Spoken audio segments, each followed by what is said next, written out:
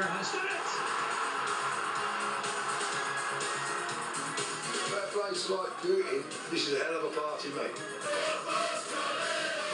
Yes, all this football is wonderful, especially for the working classes. Yes, football is indeed coming home to those who own their own homes, but mainly to those renting.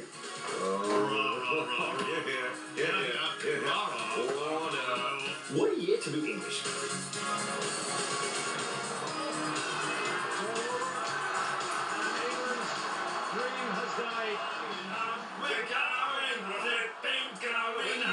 We're going home, we're going home. Obviously small margins.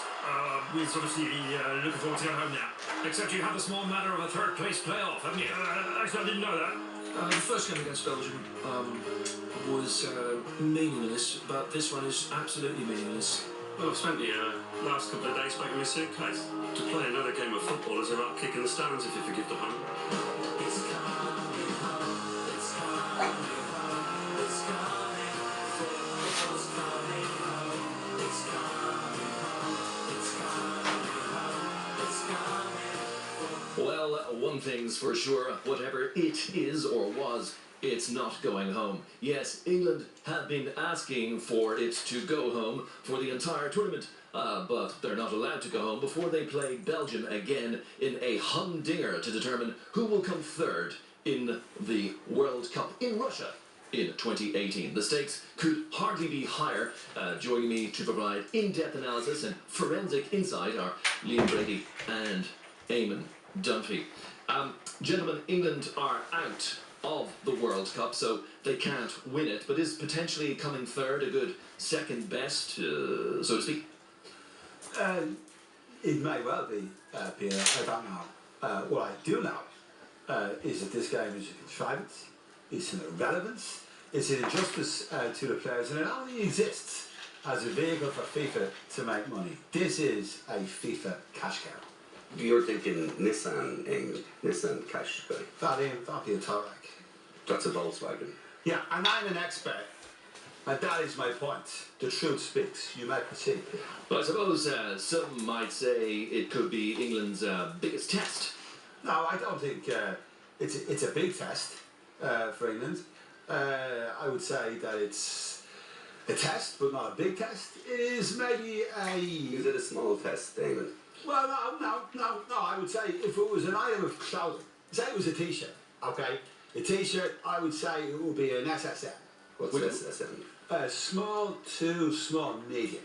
That's how I would see this particular apparel. That's a very specific size. As a test, Peter, it's like, for England, it's like doing the mocks after the leaving.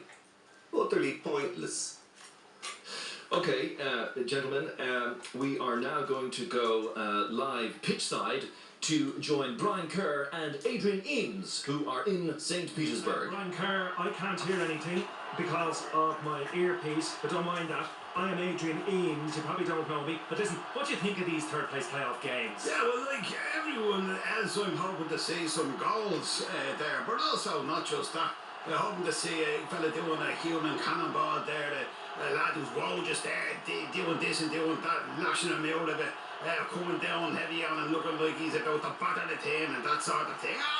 We're looking to see some fella doing a makey-uppy and somebody doing something wowjous and something wiggity. We just don't want the game to be melodic. You know, you want to see some fella having a smacker and someone takes the hump and gives it a right ging, you know. Well, I didn't understand a word of that, but I'd say neither did you back in this studio. Yes, fascinating insight there from Brian and Adrian. I suppose, Eamon, midfield is a very big area, isn't it, on the pitch in this particular World Cup in Russia in 2018. Who in the Belgium side do you think is really going to dominate the midfield? A very important point of focus in this third place playoff. Yeah, we know what it is here, and we know the year. Fellaini's that guy. Fellaini is a truly great player. He's one of the greatest players ever played. You see him here. And look at him on the ball.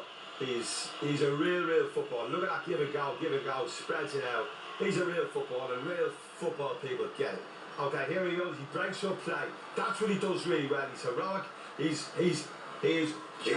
Vixen. That's who he is. Yeah, and there he is again. He breaks it. He goes in there. See, that's for the team. He's taking one for the team and he's setting up play. That is a great thing, unmistakable ahead of Fellaini. Yes, it's actually Alex Witzel. Yeah, now the point is, it's Fellaini. Right, who isn't actually playing today. So, Liam, the England midfield, of course, has some good players who play football for England.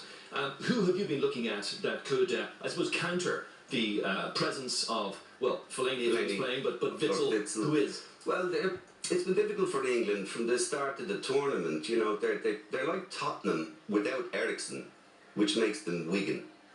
So it's been difficult, and I think in Henderson, you know, Deschamps used to be known as the water carrier. I think Henderson was called the slurry carrier. But I think he's really grown in this tournament, this lad. If you look at him here, he's got. I think he's like the English Modric. Look at that ball there. Now it's just a little long. But my point, Peter, he's got the vision. Gets on the ball there. He sees that pass for the player running into the opponent's half. But he didn't make the run. And again here, he wins the ball, plays it down the wing. He's got the vision, not necessarily the technique to get the ball to where he wants it to go, but it doesn't stop him trying. Here you go again. There he is. And I think he's going to be crucial today. And if he wasn't to play for England, he'd need 3 players to replace him, Peter. Yes, well, England lost the first game against Belgium That's correct. On purpose. So they have an easier route to get to the final. Do you think they'd be hoping to do the same thing again today? No, Peter, the point is that I always said that this England team wouldn't get to the final. When did you say they wouldn't get to the final? Just after I said they would get to the final. Remember, yeah. And this England team doesn't have it, and that gives me no great pleasure to say they don't have it, and I don't rate them. I think you also said that Argentina might get to the final, and Spain, and Germany, and... Belgium, Uruguay, Mexico. Okay, No. thank you, gentlemen. I have to interrupt you there. We have to go to a commercial break now, which are a series of ads, one after another, advertising things that you may or may not like to buy. Where they can't all short line. Gentlemen. They can't all get to the final. Well, you said most of them would.